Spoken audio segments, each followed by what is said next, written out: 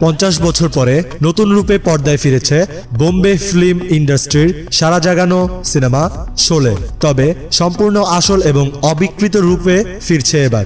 1975 সালে রমেশ সিপ্পির এই কালোজয়ী হিন্দি সিনেমাটি সবচেয়ে প্রভাবশালী ছবিগুলোর মধ্যে একটি, কিন্তু সে সময় সেন্সের চাপে পড়ে পরিচালককে বদলে ফেলতে হয় ছবির সমাপ্তি। শুক্রবার 27 জুন ছবিটি মুক্তি পাচ্ছে ভারতীয় গণমাধ্যমে খবর। অবশেষে মুক্তির 50 বছর সেই আসল সংস্করণেই এবার দেখতে পাবেন দর্শকেরা। ইতোমধ্যে সম্পন্ন হয়েছে ছবির পূর্ণ ডিজিটাল রিস্টোরেশন।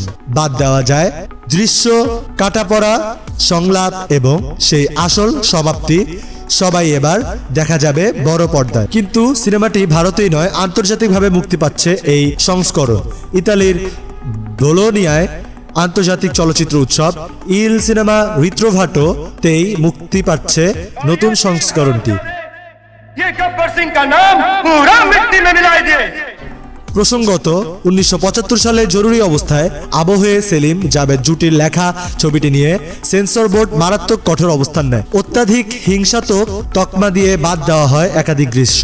আসল ছবিতে শেষ দৃশ্যে গব্বরকে কাটা লাগানো জুতো দিয়ে পিষে হত্যা করেন ঠাকুর, কিন্তু একজন প্রাক্তন পুলিশ অফিসার আইন নিজের হাতে তুলে নিতে পারেন না। এই যুক্তিতে দৃশ্যটি বাদ দিতে বলা হয়। অজ্ঞতা পরিচালক রমেশ সিপ্পিকে নতুন করে শুট করতে হয় ছবির শেষাংশ।